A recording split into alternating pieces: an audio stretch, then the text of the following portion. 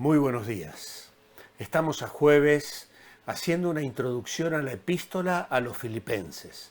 Para ello nos hemos dirigido a Hechos capítulo 16, donde estamos mirando el llamado de Pablo a Macedonia, a Filipos y las circunstancias en las que se vieron sometidos a fuertes presiones, pero también al gozo de ver a Dios glorificar su nombre en ellos y a través de ellos. Nuestra lectura hoy está en Hechos, capítulo 16, versículo 25 al 34. Y dice: la multitud, hacia la medianoche, estaban en la celda, en el cepo, con los pies en el cepo. Dice, hacia la medianoche, Pablo y Silas estaban orando y cantando himnos a Dios, mientras los otros presos los oían. De repente sobrevino un gran terremoto, y los cimientos de la cárcel se conmovieron. Se abrieron de golpe todas las puertas y todas las cadenas se soltaron. El carcelero se despertó y al ver abiertas las puertas de la cárcel, sacó la espada para quitarse la vida, pues pensaba que los presos se habían escapado. Pero Pablo le gritó diciendo: no te hagas ningún daño, que todos estamos aquí. El carcelero pidió una luz y se adentró apresuradamente. Tembloroso se prostró a los pies de Pablo y de Silas, los sacó fuera y les preguntó: señores, ¿qué debo hacer para ser salvo? Ellos respondieron: cree en el Señor Jesucristo y serás salvo tú y tu casa. Luego le expusieron la palabra del Señor a él y a todos los que estaban en su casa. Y aunque ya era una hora avanzada de la noche, les lavó las heridas. Y luego él y toda su familia fueron bautizados. Después, dice la palabra, los llevó a su casa, les sirvió de comer y junto con toda su familia celebró con gran alegría el haber creído en Dios.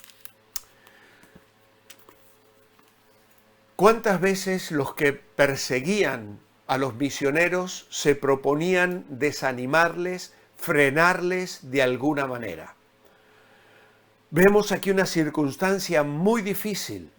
Sin embargo, ellos están animados y llenos de gozo. Les han azotado, les han propinado una paliza extraordinaria, les han colocado en una incómoda postura en la que el cepo les obligaba a recostarse con las espaldas llagadas. Y obviamente podríamos esperar que con los pies al menos y tal vez las manos en el cepo, ellos estuviesen quejándose y gimiendo de dolor, además sin saber lo que habían de hacer con ellos el día siguiente. Sin embargo, les encontramos orando y cantando himnos a Dios.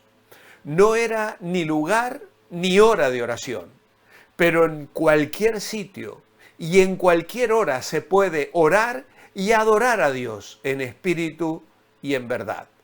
Santiago 5:13 dice: el que esté afligido haga oración, el que esté alegre cante alabanzas. Y aquí tenemos a Pablo y Silas bajo aflicción y orando, pero también alegres y cantando alabanzas. Lucas hace notar el detalle de que los presos les escuchaban, lo cual indica que cantaban lo bastante alto para que sus voces se oyesen a través de las duras paredes de los calabozos.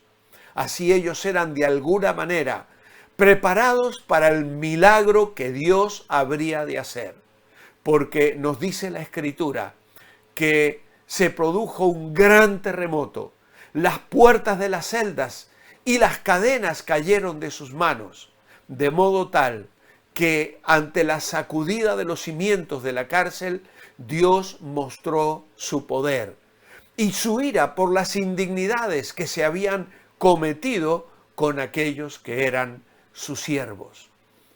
Y entonces se abrieron todas las puertas y las cadenas de todos se soltaron. Ahora, cuando Pablo les escribe a los tesalonicenses, en su primera carta, el capítulo 2, les dice lo siguiente: hermanos, vosotros mismos sabéis que nuestra visita a vosotros no fue en vano.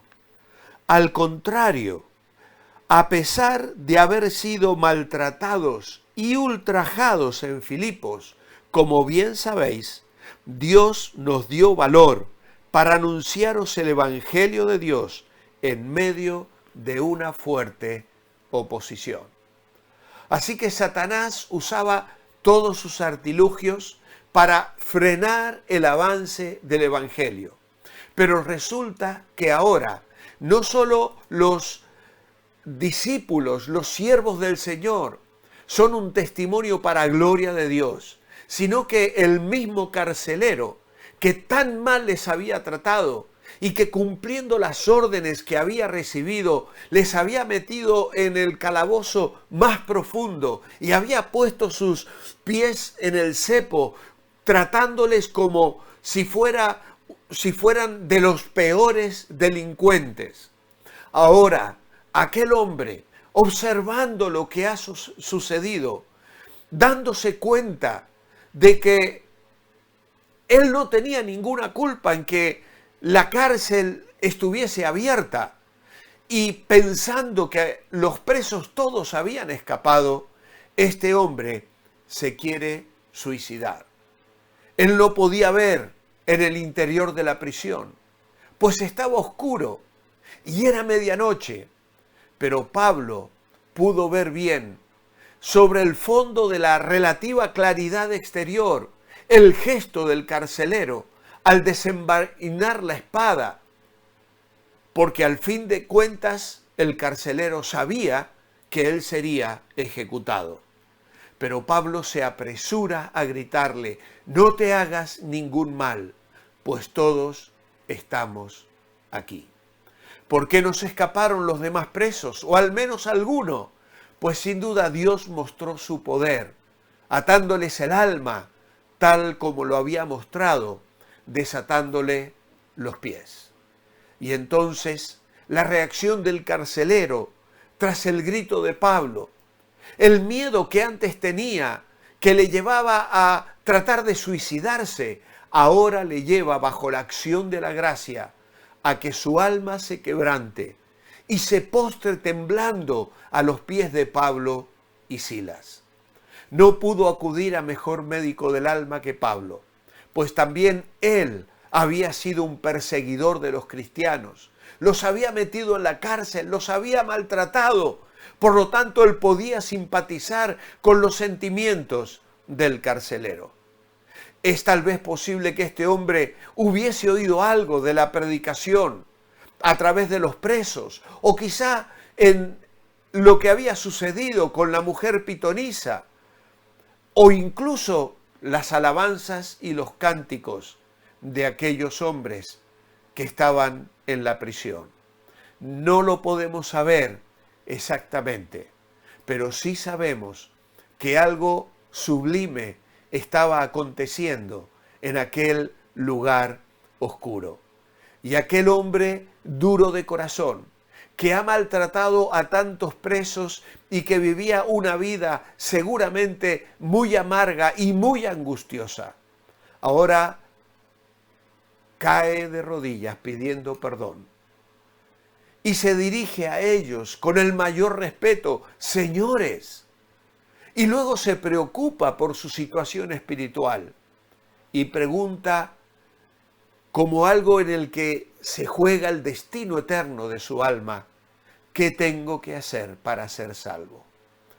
Él de esta manera muestra que conoce la importancia de la salvación, que sabe que algo hay que hacer y que está dispuesto a cumplir lo que se le exija, por duro y difícil que le resulte. Pero el Evangelio, breve, conciso, claro, se establece sobre una frase clásica y sencilla, directa al corazón: no hay nada que tengas que hacer Solo creer en el Señor Jesucristo y serás salvo tú y tu casa. Un antiguo profesor decía, fue un principio, una soga que se echa al hombre que se ahoga, quedando para más tarde la explicación del sentido pleno de la salvación y la presentación de la persona del Salvador Jesucristo. Obviamente que la última cláusula, tú y tu casa, no significa la promesa de que sus familiares también habrían de ser salvos posteriormente. Tampoco significa que pudiesen salvarse porque el cabeza de familia habría de creer. Sencillamente significa que al abrir su corazón, el Evangelio entraría en su casa con la misma oportunidad de salvación que entraba en su propio corazón. Y que si ellos ponían su fe en el Señor Jesucristo, experimentarían el gozo y el perdón. Estos hombres reciben el trato adecuado. Pablo y Silas ahora se olvidan de sus heridas, del frío de la madrugada, de la noche que pasaban en velo, anuncian el Evangelio.